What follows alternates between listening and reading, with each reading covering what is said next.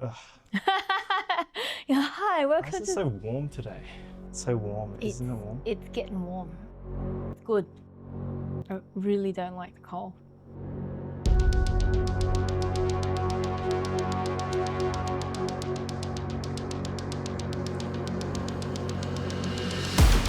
Let me just mop the sweat up. Otherwise you look nervous. Ah, You're asking these questions hard, Maria. I know, right?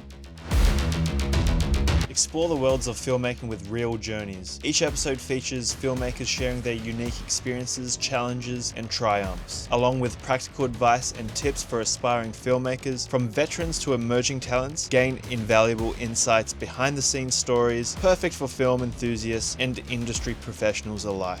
Welcome to episode 1 of Real Journeys. Today we have special guest Maria Tran. Maria Tran is a Vietnamese Australian actor, filmmaker, and martial artist who has won multiple awards for her work in film, TV, stage, and performance. She also specializes in fight action choreography and is also the founder of Phoenix Eye Films, a female-led production company based in both Australia and the US. She has a background in psychology, filmmaking, and working with culturally diverse communities. And as you can see, she has done quite a lot of stuff over the years, and I am very happy to have her on for this episode because she actually talks a lot about how she started her video production company. She also shares tips and tricks on how to be resourceful as a low-budget indie filmmaker, so definitely stick around and have a listen to that. Hey guys, welcome to another YouTube video. This video is going to be a little bit different. I've started a new series called Real Journeys. This is where I interview other filmmakers, indie filmmakers, directors, writers, actors, other cinematographers as well. So I just thought I'd have a little casual chat with some colleagues that I've worked with in the past. And yeah, so today's guest is Maria Tran. She's worked on like so many different projects. We've worked together for like the past 8 years. So I guess for me, what inspired me to start my journey, I don't know if there was ever like sort of a clear cut, like, let's start my journey now. Yeah. I don't know, but there's always this misconception, especially new filmmakers that come out and go, I'm now going to be a filmmaker and I'm only going to do a certain thing and blah, blah. For me, I kind of fell into it by doing smaller indie projects and then gaining a bit of momentum, like either online or getting commission from different broadcasters. And then it just kind of snowballed. And then after a while, I realized maybe I'm hitting some sort of cool niche.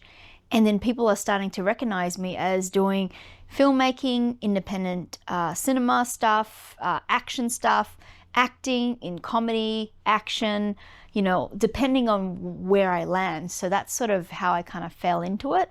But since going into it, I realized it's great to get the opportunity, but then you also have to figure out how to create sustainability. Like, what if one day all the work dries up, right? So then I therefore decided to go, you know, why don't I start my own production company so that at least I can get bits of work and then at the same time work with the people I love, you know, rather than working on mainstream and then always having to change teams. Have a small collective so that you can always bring the people who you know work hard, like yourself, you know, and to continue to make projects and trying different genres and putting ourselves out there.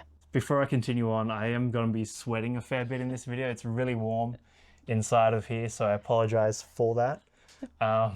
He's not nervous, don't worry. No. It's just, yeah, just... It's a sunroom. It's really warm. Yeah, today. Yeah. Yeah. It's been winter for the past few months and we're slowly heading into spring. And yeah, so that's why I'm sweating. Yeah.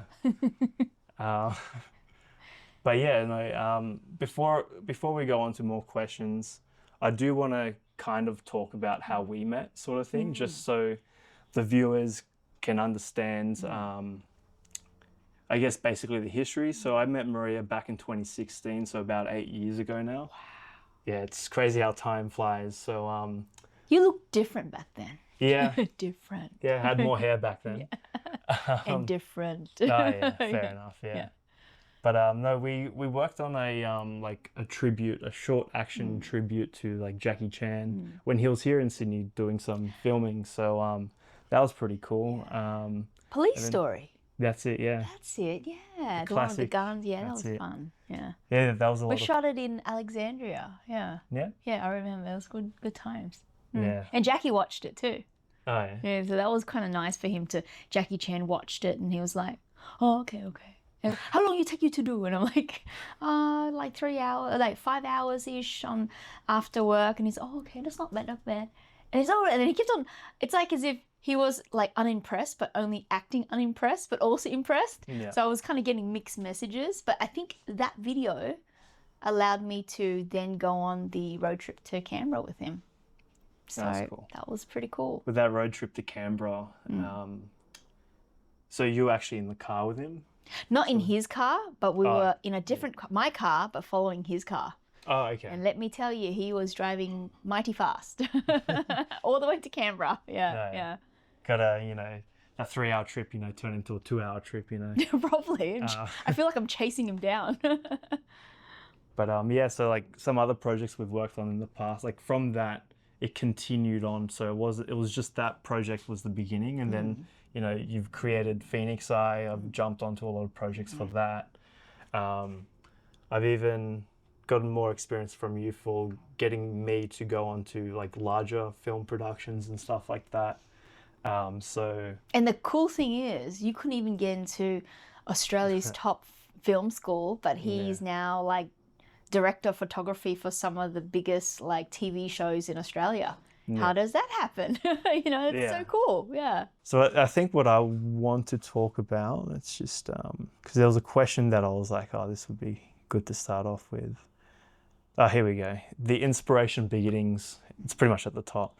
So what inspired you to start filmmaking and like your journey as a filmmaker, actress, writer, director, because she wears multiple hats? I think for me, I started off during the years of university, I studied psychology. Yeah. And then on the weekends, I then got into films. And the reason why I got into films was because I saw a newspaper article about a local indie filmmaker looking for people to join his team. And I remember in uni, I kind of looked at him like, I always wanted to act. Like, no one knows that I always wanted to, but I feel like everyone's got an inner desire to do something artistic, but we don't yet dare to venture off into it until there's either a project that gets us into it, and then if there's momentum, we keep going. So I think that's how I got into it. I did that indie film, and it was like a feature film called Maximum Troppage. And then after that, I remember me and the team were like, oh yeah, we've made it. But then it never kind of got anywhere. So a lot of the team members kind of left, and I kind of stuck around because I ended up working at an organization, ICE, which is now called ACE. And from there, I learned all the skills in terms of project managing and all that. And then I just kept on going. But then I think, got my break. I would say acting-wise, break would probably be Last King of the Cross, because that was a huge...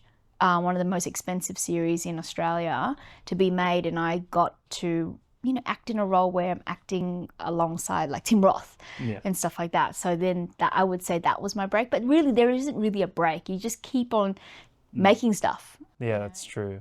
Yeah, because with this film industry, there's never that like once you reach the top, you can kind of sit comfortable. It's one of those things you've got to keep going. There's no real top. It's always just the next gig sort of thing. So, yeah.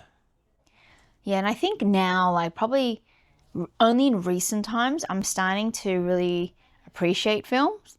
So it's weird. I mean, I love to make films, but I didn't quite really spend the time in watching some of the greats films. Yeah. And only recently, like watching a lot of Rodriguez's stuff and realized, oh my gosh, there are people who have gone way ahead of me who were working in the, low budget space, the micro budget space, and doing phenomenally.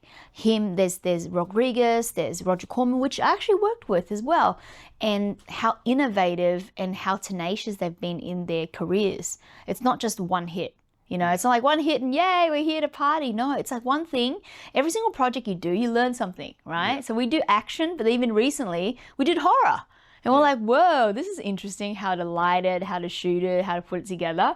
And like, and even just seeing the result from it, I was kind of like, wow, we actually pulled it off. Like, we've never fully immersed ourselves in this, but we did, and we did a pretty good job. So that was quite a exciting kind of like, I guess, outcome from exploring and pushing our boundaries as filmmakers. Cool. Was there like a pivotal moment in your career where where it solidified your passion for the industry? Oh, that's a interesting one. Because even when I I worked on Jackie Chan's film and met him, I was kind of like going, is this happening? Yeah. Is this really for reals? Like, only 8 years prior to that, I only created a project called The Quest for Jackie Chan as like a silly experiment to see if I'll meet Jackie. I personally did not think I was ever going to meet Jackie making that project. I just wanted to prove a point that, maybe I'm related to Jackie or something silly like that, right? And then finally meeting him, I'm like, I realized, what? If I didn't think of this idea, then years later it wouldn't pay off. So then I got to now keep on dreaming up of bigger and bigger ideas so that once you plant them, they'll become a plant, or they become from a seed to a plant, and then you can get something from it. But I wouldn't say, I think once the Jackie Chan project really got me to think, I need to think bigger than just my environment of where I am, but think beyond that. So this is actually going to be an interesting one. So what are some of the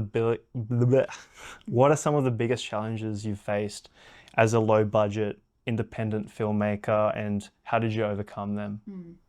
Low budget space, I think especially in Australia, there is a stigma. Yeah. Like there's a stigma, even being like from Western Sydney, there's a stigma. You're seen as a povo, you're seen as connected to Centrelink's low socioeconomic status, family issues, all that stuff. It's all clumped into that. So when you go around going, I'm a low budget filmmaker, it's kind of stuck around that kind of stigma, and having to overcome that. And at the same time, having people go, look down at you, go, oh, if it's low budget, it must be crap. But then now, if you think about it, there's been multi-million-dollar movies that are made and it still flops, right? So for me, coming from a low budget filmmaker's perspective, I'm like, well, if they're flopping and if you're low budget or micro budget and you're succeeding in your own circle that's expanding internationally, we're doing something right. Yeah. And at the same time, it's not like saying, oh, now I want to aspire to become something else. No, whatever the labels or whatever the titles, wherever you come from, you just bring that to wherever you go. So for me, even though now I'm in between Western Sydney and in the United States, but the roots of being Western Sydney and the things that I've learned, even the colleagues and the artists and the filmmakers that I work with and having great memories, that's always going to be there for me for life. So, and I always want to go wherever I'm going, I'm like, this is Western Sydney. And low budget and talent, that's what we're looking for, not high budget and, the opposite. So, and I think overcoming it is track record. Even with my team, it's so funny because over the years, I get lots of different filmmakers pitching to me and I've got better gear, I've got this technique and that technique. And for me, because working in our collective, it's not just specialized skills. Like you might have certain specialties, but as a filmmaker, you share your skills. So everyone kind of gets your flow. Yeah. Whereas having someone come in and say, look, I've got all these things, it doesn't really impress me. So I'm always going, oh, okay, great. And then I might test them out and work with them and then realize that maybe their overabundance of resources and gear stop them from actually shooting in tight corners and stuff like that, which we all know Adam has been in so many tight corners. We've got proof on Echo 8, how many moments where he has to balance his camera on his knee and how he's in the closet or in the laundry room filming. And that's the type of filmmakers we want to work with. Yeah. Yeah, I always find it weird that, a lot of cinematographers out there, they feel the need to have, a truck filled with lighting equipment, grip equipment. And then, I rock up on set and I just come in with a backpack and maybe a couple tripod bags and maybe one excess lighting bag and that's it. I don't feel the need to, have a massive truck filled with things. I just use natural light,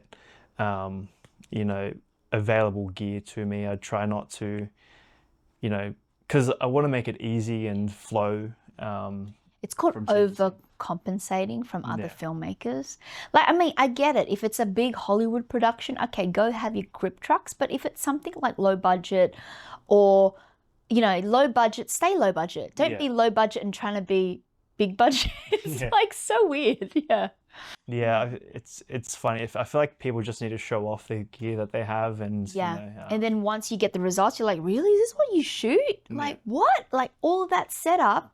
And then half the time your angles are like so tilted that everyone has to look, you know. it takes like 3 hours to set up a scene, and then you know you got to pack up and then spend another 3 hours to do another scene, and then I had DOPs where they bounce a light on one angle to another angle to another angle. Like it's like literally going around the whole world to then finally light an apple or something, which I'm like, I can't tell if that is this other setup, which is easier. No, you don't get it. It then cuts the light. And like, I'm a layperson. I won't tell. The audience is probably not going to even pick on it. yeah. As long as it's not super dark and they can't see anything, then you'll be fine. Yeah. No, because you mentioned that you moved like Phoenix Eye, like you just briefly touched on it, jumping from the US to Australia. Can you explain the differences between, I guess, the American low budget film scene or even standard film scene compared to like the Australian industry? When I moved over to the US, I found that there was such an abundance of content being made. Yeah. So there are a lot of filmmakers, but that doesn't necessarily mean there are more good filmmakers. Yeah. So the setup that we have in Australia is still quite competitive. Yeah. Once I got to America, I was like, oh man, especially Echo 8, which is a micro budget feature film made on a shoestring budget of like 10,000 Australian dollars, which is doing really well, and now it's distributed on Amazon Prime. Yeah. Like for people to go, oh my God, how come it looks like a multi-million-dollar production? Yeah. You know? And people are kind of so in awe because we've got BTS of how we shoot things, and it doesn't look like the whole setup. Looks like very student filmy. Yeah. But when it comes to the results, it's like how, like people can't compute and understand how we do things. But at the same time, there is this demand for filmmakers like us, because we just really are passionate about it. It's not like, oh, you know, we are reliant on being filmmakers for our bread and butter. Like I always find that for us, we will find ways to make ends meet. But for films, we want to be able to, there's a balance. We work on things that pay the bills, but most of the time we want to work on things that really make us grow as a filmmaker. Yeah. So we don't kind of get stuck. I find sometimes in America there's a system where people get stuck. They go, oh, they'll be like on board certain projects and it's a decent budget, but the quality is not even comparable to Echo 8. So you might see a lot of projects that are $500,000 and it looks pretty B grade. Like, whoa, like whoever shot it bounced, there was shadows everywhere. You know what I mean? Yeah. So what we have is a good setup, and I think we just need to keep riding it and push our sustainability so that we last, so that when the time comes, we're now the go-to. Yeah. Can you share a particular memorable moment, a successful moment from like Phoenix Eye? It's a hard one. I think success, like, I feel like the success of Phoenix Eye has always been when we complete every project. Yeah. And we get a chance to be able to see the effects of our projects. And we do quite a number of different projects, like, you know, Game Over, which is anti-gaming, anti-smoking, documentaries, like anything under the sun we would do. But I love the fact that the clients that we work with go, wow, you guys are such a small team, but this is what you produce. Yeah. You know, and they get moved by the content that we make or the stories that we tell or how we work to amplify their work. And I think that really gives us a really good reputation.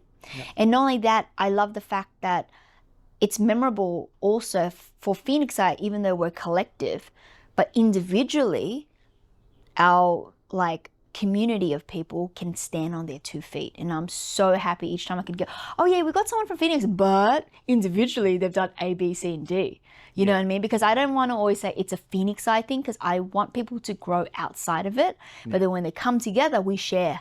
Yeah. You know what I mean? And that's how it's been. But like, there's so many success stories. You're a success story. I don't know how many times I told people like, yep, adammcphilbin. Yeah. Yeah, no, it was an interesting journey, that one, you know, from you getting me onto like a Fat Pizza show, and then as an intern, you know, not getting paid, and then, you know, Paulie seeing my work and how I work, and, you know, getting me onto his Darradong local council, and then traveling Australia with him, you know, that was pretty cool. Was it Outback? Outback Outlaw Comedian. It's a pretty wild show, but hopefully, you know, in the near future, maybe I could get Paulie on, you know, get everyone that I 100%. have worked with on, I guess. But yeah, okay, so the creative process. So we'd have to read this one because I cannot remember off the top of my head. How do you approach storytelling in your films, and what elements are the most important to you? Can you walk us through your creative process from concept to final cut? For me, when it comes to storytelling, I first off assess the resources. So I go, okay, someone's come to me and they're like, we've got this amount of resource. What can we make of that? And then I also have to assess, well, is this a project that our team will be excited about?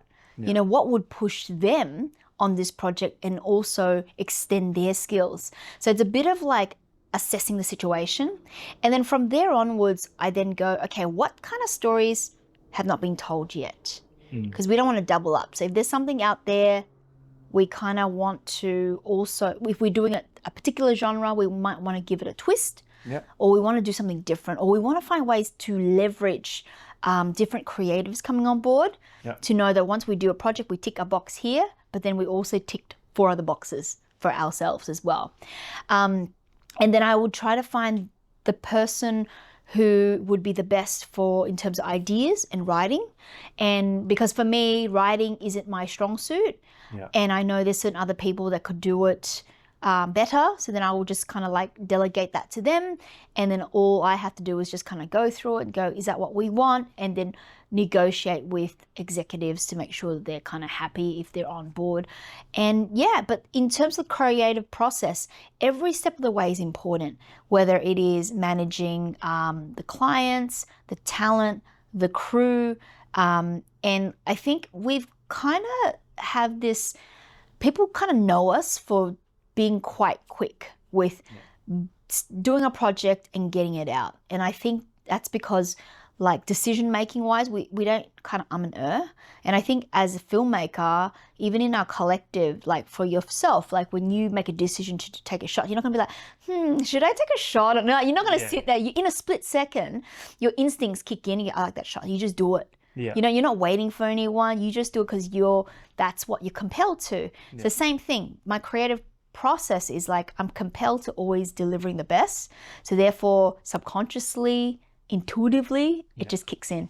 And I love filmmakers and creatives who do that rather than having to rely on others or get validation and a pep talk or, you know, buddy hug to be able to do things. No, I think it's important when you go into these sort of things, you can't be scared. You just got to go for it. You got to take that risk. A lot of people that I've worked with, they don't want to take that risk. They feel too overwhelmed with the idea of taking a lead role. And I think for my successes, it's just been going for it, taking that risk, and, you know, hopefully it works out. And, you know, sure enough, it has for the most part, you know. Yeah, because it's interesting because you're like the silent shooter. Like I always see you say when you do things, you're like, you're in your world and you just make decisions and you do it. We don't hear from you, but we can tell from the results of the shots that you take. Oh, that's a good shot. Oh, that's a good shot. Oh, wow, I can see what he's looking at. You know, and it's interesting that you've got that side of you as an artist, but then you've got also another side of you who also want to share. You know what I mean? So even though you're not like extroverted, there is this level of wanting to share, which is, I wouldn't say extroversion, but it is putting yourself out there, which I'm sure you're probably not 100% comfortable with, but you still do it anyway. I find, you know, with that sort of stuff, I enjoy, you know, sharing stuff with people, and I guess, sharing my knowledge and all of that sort of stuff, even like tips and tricks. And I don't know how many times Takashi, who's also a filmmaker, part of Phoenix Art, also my husband, he's like, oh, the grading. Oh, I've got to check out. Let me Google Adam's video. And I'm just going, is that Adam? And yeah, I'm just watching him telling me what to do, you know? So Thanks, Takashi, for all the views. yeah. Appreciate it. But yeah, no, when it comes to that, I find just, I find even doing, like, because I work in, you know, retail sales, you know, doing that for the past couple of years has helped me, I guess, I mean, it's kind of ironic in saying it now, but like, helps me feel confident in like talking to people and just like putting stuff out there. Because like I took like a long gap from like making YouTube videos and stuff like that, because I was feeling burnt out. Like I wasn't, you know, I didn't feel comfortable in front of the camera. I mean, I still kind of don't feel comfortable, but doing retail sales where I have to talk to people, you know, just selling stuff to people, you know, helps, you know, me present more, retain knowledge and stuff like that. Because before, you know, you probably would have seen my earlier videos, I'd be reading off of a teleprompter, you know, just, yeah, reading off a teleprompter, you know, making sure I get everything correct.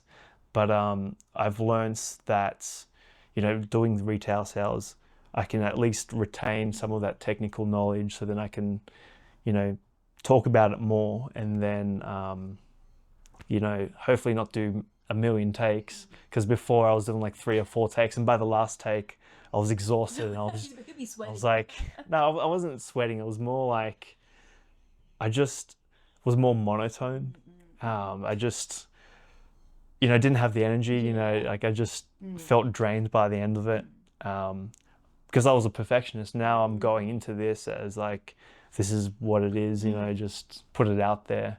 It is what it is sort of mindset. And I think, yeah, that touches upon filmmakers, and, you know, they're successful once they keep on pushing their comfort zone. Yeah. You know, in the moment when they feel uncomfortable, they go, oh, I don't know if I can do this. You know, they just push through, just get it done. Yeah. And then reassess and do it again.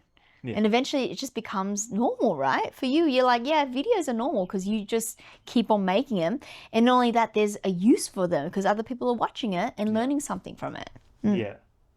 Yeah, because like my sort of thing is more like educational based, so it is something that can sit there for a while and still help people over the years.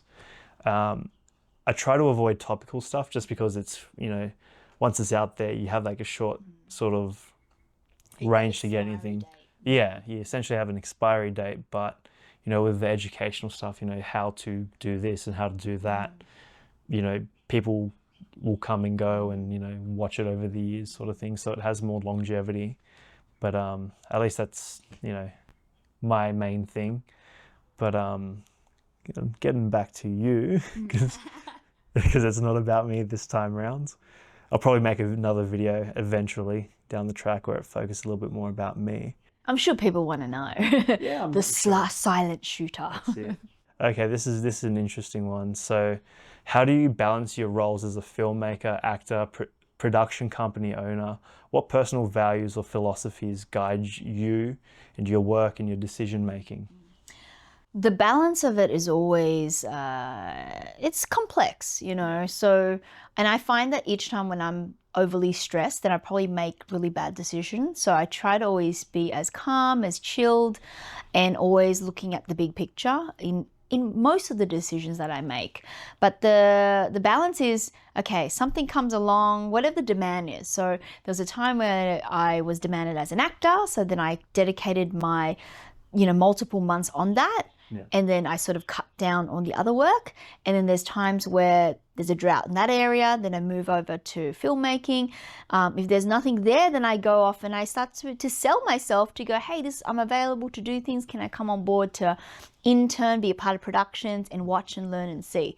So it's always doing stuff, never being static, never being, oh no, I'll just wait, it'll come. it'll come soon. No, it's not going to come. If it's not coming for a couple of months, you rather get out there and do something to then upskill and learn and network and connect. So, but my personal values have always been, kindness, compassion, integrity, as well as finding ways to work on projects that like espouse that, amplify that in the world.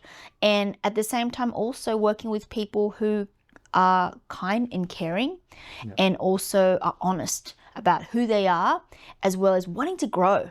So I've worked with currently I'm in between doing projects, but I'm also mentoring online for several filmmakers, some with a disability, and just seeing that, some people have a disability, but that they don't even let that stop them. Yeah. They'll be like, okay, what do I need to do? What should I learn? And then we'll just draw up a plan of action, and it's really fun because then I realized, wow, if someone can still have the drive, then the people who have the talent, and if you don't have drive, you're pretty stuck. Yeah. You'd rather have the drive, you'd rather you keep on going, and even if you're not good at something, you'll eventually land on something because it's repetition. Whereas if you've got all the skills and you're not even bothered to help the world with it, it's not going to be of any use.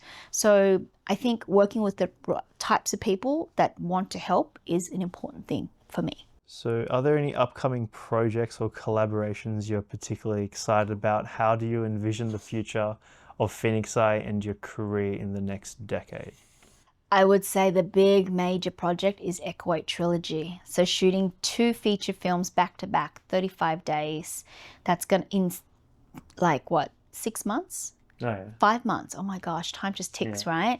So I'm pretty excited about that because even now I'm just setting up the space inside, printing out all the little calendars, thinking of all the details, imagining all the scenes, constantly talking to Elizabeth, who I'm on speed dial. So whenever she needs me to be a soundboard, I'm there to listen to how she's processing all her characters.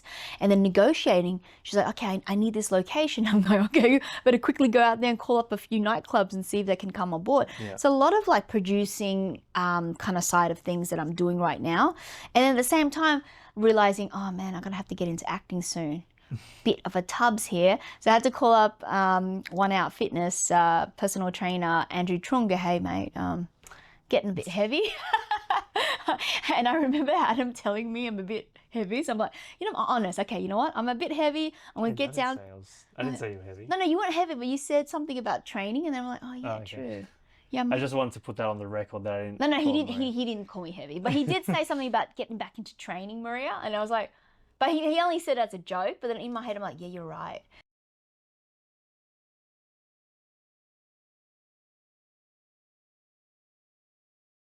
All right, where were we? Oh, we were talking about personal values and philosophies. I think we wrapped up on that one. Oh, okay. Oh yeah, upcoming projects. Oh yeah. Oh yeah. Future of Phoenix Eye. So this is my game plan, okay? So after doing Echo 8, the first one, and realizing, okay, we made it for so little and it's getting all this attention. I think you won a cinematography award for it. Yeah, you did. You did for it as well. And as I said, a couple of producers, even the director of Romeo Must Die was very impressed. I think he really liked the car park fight scene because I was very nice. I really like that scene too. Yeah, he says that the lighting was really nice. It's like, what did you use? I'm like, if you ever saw the raw footage, it's not good, but the grading, our DOP, yeah, he did that. I was like, oh, what's this car? He's like, yeah, you gotta love your DOP. I'm like, yeah. It's funny with that car park scene. Just to digress, it wasn't really yellow. We were using the tube lights that were I don't know what to call them. They're the ones that are above. I was just using mainly natural lights, and then I was just using maybe one large light as a key fill just to fill in the details. It just filled in nicely because it was just the settings on the camera was just perfect. There weren't any issues because there were some issues on set. When it came to the low light sort of stuff that had to be fixed. But with this one, it was everything was set perfectly, the exposures, so just everything just fell right in. Yeah, because I remember I've got the original footage, and then when it's graded, you just feel like, holy crap, it looks expensive, you know? Yeah. It just shows how post-production, if you've got a team that knows what they're doing, like you can really just change the way things look. Whereas people always sometimes have this thing where, oh, it's got to shoot and it got to look the way you see it. Because they don't really know how to do stuff in post. And I think also you get people who are DOPs, they shoot it, but then you've got the editor and the color, they're all different people. So it's kind of like, but then you're never going to have it match up to the way, you know, originally you wanted. So but so the game plan is, if we do like the next two, and if it does well, we've made a trilogy. So literally we're kind of on par with Rodriguez. Robert Rodriguez is still I would say one of my idols, because I always watch his videos and how he narrates things, how he teaches people about what he does, and he makes it quite simple as well. And I thought, you know, if we can kind of like go, hey, we've done a trilogy, it means that we didn't just get lucky. Because I think for the first one, it was, oh, you got lucky. Oh, yeah, your DOP got lucky. I'm like, no, we got skills. We might look like we're from the sticks, you know, from the bush, we're making film, but we still have the skills to be able to pull this together. And then in the future, I would hope for us to either probably be in between working on other people's projects and probably be sustainable in that. But I still like to do indie projects. Because then we have control over the story. We can then pick and choose who we want to work with. We don't have to work with assholes, you know, because that would be a headache, working with people that you don't like. And then it's just clashing, even though you might know that you've got the right, you know what's right, but it's just egos. It's so hard to work with that. And in future, I would like to make the Chung sister story. So that's probably one of my bucket list things to do, a warrior kind of project, but probably not set in 4,000 years ago, set in the current age, but like kind of like Jackie Chan's The Myth, how they get reincarnated and they have to figure out how to solve the past stories and stuff like that. Something like that in future. Yeah, talking about the egos sort of stuff, I'm sure you've seen a lot of that in the industry, you know, from when you first began and even now. You know, what has changed, you know, from the, you know, when you first started to now? Like, have you seen a shift in people's like egos, or is it still the same? I don't know if that makes sense. Yeah, I think the ones that have the egos, they tend to not last long. They're in it for a bit. They kind of muck around. They try to network. They try to steal contacts, and they just kind of disappear after a while. Or just pray for that. Sorry, I can isolate the sound. Oh, okay, the toilet sound. Or you, when it comes to ego, you might find people that are just kind of like, they're full of drama. You know, and you never want to work with them. No matter how much money you get, like if you work with people with ego, you probably come out of it more stressed, more tired, and probably sick. You know what I mean? So I think it's important to go, is it worth your time and energy to work with people who are going to suck your energy out and then make shit films? It's the worst to get. Okay, you're getting paid well and then not be able to do what you're good at. And that's what happens when there's egos amongst projects. I see like the egos with like camera operators and up and coming filmmakers or other camera operators, where it's just like, they get taught a certain way in like film school of it needs to be done this way, but then in reality there's like 10 different ways to do it. You know, there's no one right answer, but because they're taught a certain way, they have to do it that way, or it's how they will do it. And you know, people are not stupid. You know, they'll know those types of people and just not work with them. So, and that's probably why what we do is such a disruptor. Like, I think, especially Echo Weight, it's like everything opposite to how the industry is. We did that and was successful. You know what I mean? So people kind of like get really confused. And there is a weird, I do find people get like, some get a bit jealous. But regardless whether they like us or hate us, they still respect us. That's what's important. They respect that we still are able to deliver. And I think deep down inside, people still want to kind of be a part of what we do. You know what I mean? But they just don't want to say it because their ego gets in the way. Representation. Okay, so how important is diversity and representation in your work, and how do you incorporate it into your projects? Just start with that. I think diversity and representation, it really depends on the project. Yeah. But I think I seem to be drawn towards that because there seems to be a demand for me and Phoenix Side to kind of explore those types of projects. Yeah. And at the same time, it's fun to go, what if we see people we don't naturally see on screen?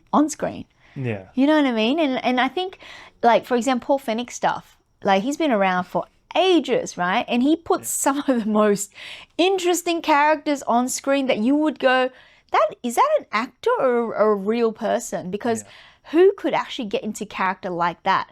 So you can tell that he's really like on the grassroots. Yeah. He's not sitting on his high horse trying to find them. He knows these people. He hangs with them, and I really respect that. So for me, it's so important that when we make something, we don't kind of look down in a condescending lens and go, ooh, who are that thing that we have to try to help? It's not like that. It's like, hey, how do we work at the same level as our subject matters and then give them that respect to be creative, you know, and take part in what we do. And that's I always find that's important. And not thinking that you know it all. Yeah. I think it's important to go, okay, I know things and I want to work with other people, and I'm opening to hearing what other people know. And once we do that, it's like the momentum of a project grows faster. Yeah. Rather than, no, this is how it should be done. You know, no, we have to collaborate. Yeah, because I think with Paul Fenwick stuff, it was basically the original diverse project. You know, he was doing that back in like the late 90s, early 2000s, and he had casts, you know, from all different backgrounds, races, religions. And he looks great for his age. He really kept himself like pristine to last that long. How many decades of making these shows? And not only that, how many people are connected to him? You know, he's given people so many breaks on screen. You know, so it's quite a... Probably the classic one is Rebel Wilson. Rebel Wilson. Tula, So you can tell that, like, when you create something, it's not just you. It has a ripple effect to help so many other people as well. I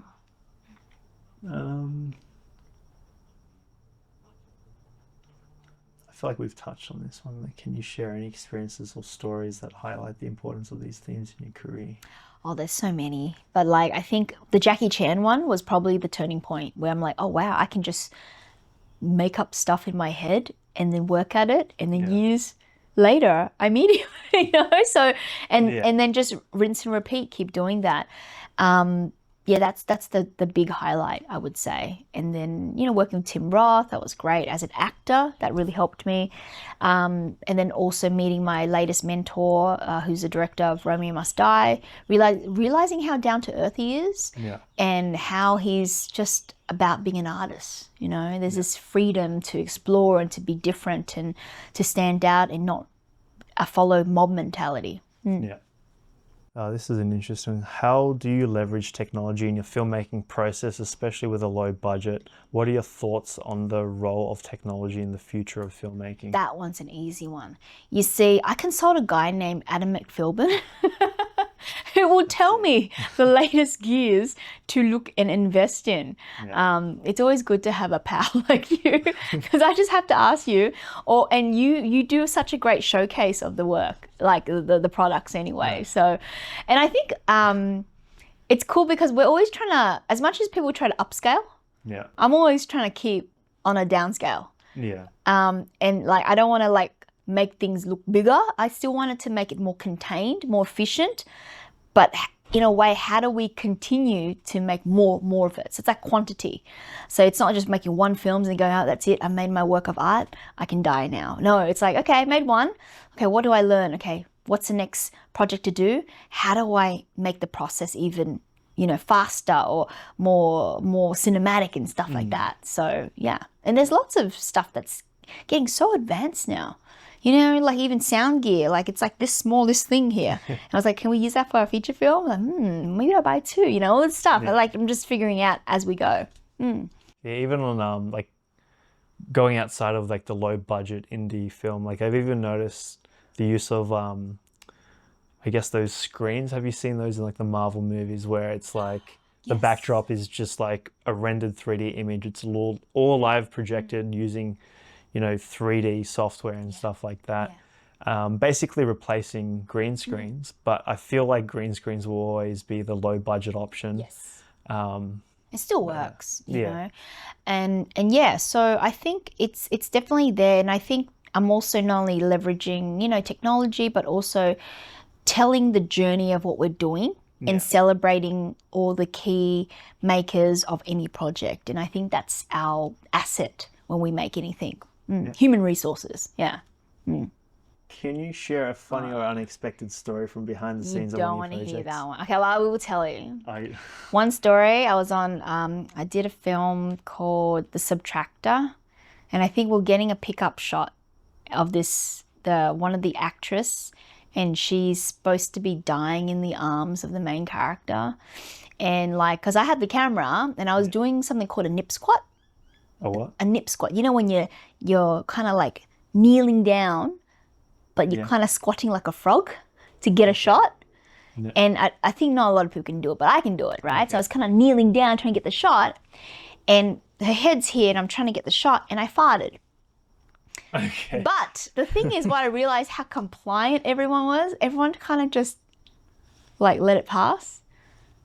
And I felt bad. Should have said that was his shoes or something. You know, I felt bad. I felt sick. I'm like, sorry guys. Oh yeah. That's okay, Maria. And I'm like, fuck, it stinks. Sorry for the swearing, but yeah. So that was quite embarrassing, but I took accountability for whatever I put out there in the world. But the real question is, who smelt it first? Because that's who dealt it. I don't know. She was right there. Her head was there. She was dying too. So maybe she's dying for real. You know, I should have rolled on that. What has been the most rewarding moment of your career so far? Oh, I don't know. It's like, it's funny because I always think that getting an award for a film was rewarding. Yeah. But it's kind of anticlimactic. I think rewarding is just being able to go, we're shooting another day, even though it's kind of love-hate relation. Oh, another day. Oh, yeah, but it's another day. Yeah. Or like, actually, no, you know, Echo 8, when it first came out in the screens, I was so scared. And then sitting there going, oh, I don't know if anyone's going to like, you know. And then once people watching, they're crying, like, oh, people are crying. This is good. Tearjerker film here, you know. So then I realized, yep, you know, this is successful because we didn't aim for it to be like successful. We thought it was going to be a home movie. Yeah. And then it turned out to be great on screen, on a not so great screen too. Once it got to Art Gallery New South Wales, it was a boo. And then once it went to New York, and you had these chairs that rumble, like it was like, I was watching, I'm like, man, this is so good. And especially seeing the grading on the big screen. And this is the same screen that Enter the Dragon, you know, was also getting screened on. I was like, oh, that's right. It was like a double feature. It was a double feature. So I was like sitting there going, wow, we're sharing the same screen. You know, it's cool. That's cool. I think we're starting to get into the cultural community side of things. So what happens when you use ChatGPT to do your questions? You're like, oh yes, this sounds good. Throw it in. Community. I think I'll clump that bit together. Most of the films that I've worked on that's been the most rewarding have always been community-led. Community-led, being able to work the same teams, and then we get to work with communities that maybe are at risk or maybe a bit vulnerable, but working it from an empowered perspective has always been great. And I think I would say that my whole journey has been community supported the whole way, from grants, from fellowships, from support from local government, councils, and now recently businesses. businesses as well as different organizations kind of chipping in, realizing actually what you're doing, there is a bigger picture value that can connect all of us and we can all have a win-win situation. So I feel like community is definitely a really strong backbone to what I do. And then now I'm also thinking more in terms of business. How does community leverage from this? How do we create more filmmakers who have sustainable careers? Because you know how hard it is. Every artist or filmmaker you put out there, and if they don't have a sustainable career, they're gonna leave it and enter a job that they don't like, and then we've lost like an asset. So finding ways for them to be sustainable is always like a good thing, because then when you're about to make a film or you can then create an industry, because then they're still there to then be tapped into again, to be pulled, and for their skills to be then re-injected into more projects. And eventually Australia is going to change because there's going to be more work that's made that goes international, you know. It's interesting how, the Australian film industry is in general, and trying to stay, I guess, in the film industry, because I've seen a lot of stories, or read a lot of stories actually, where people have worked in the film industry, but now, like this day and age, it's, I guess, going downhill essentially, where people aren't getting many funding. That's basically what's happening to, some stuff that I've worked on. Like, it's no longer happening just because the different channels out there, the broadcast networks, don't want to fund new stuff. It's too risky, especially since the TV industry is like just going downhill in general. So you're seeing more funding being put towards, I guess, social media creators, people that necessarily haven't had experience with money. So, you have these TikTok creators out there, they're basically making their little skits on their phones and stuff like that. And then now, because they've gained, millions of views and followers, all the funding bodies here in Australia are just rushing out, being like, here's $100,000 to, make a film for us, we're going to fund it, sort of thing. And they don't have any experience with that. Like, how do you see that's going to shape the future of Australian film industry? It's going to stay, to be honest with you. I think they're still trying to find middle ground. And like people who are in the influencer space, I mean, it's great. They're getting like a chance to tap into a field that they probably would not have maybe 10, 20 years ago, right? But at the same time, I still think that there's always going to be a yearning for storytelling, cinema, no matter what format. I think people's attention spans are getting shorter, but at the same time, cinema's been around for ages, you know, so I don't think it's going to go and disappear. And I think Australia screen agencies just kind of need to not chase the viewership and not be like, let's just put money into people because they've got like the views, because at the end of the day, you can tick that box that you're going to get it seen, but if it's content that isn't going to really truly resonate with people, you're just ticking a box, really. So how do you see the role of cultural diversity in the global film industry? What steps do you think the industry can take to better support filmmakers from diverse cultural backgrounds? I mean, cultural diversity it's not something that's going to go away. It's there now. It's becoming like the majority, And I think it's important that we don't engage with cultural diversity on a tokenistic level. Okay. Like, I have had incidences in the past where I was engaged into projects because I was a box that there was on a form that people wanted to tick, but to really engage with them because there is a particular skill set and merit or lived experience. And I think also don't just engage with culturally diverse filmmakers for their cultural stories, what I mean? Like, I think I had one story of a creative, Indigenous creative, who said that he hated to just be engaged to do dot paintings because everyone thinks that Aboriginal people do dot paintings. Yeah. It's like we do other things. Why can't we do genre stuff, you know? Yeah.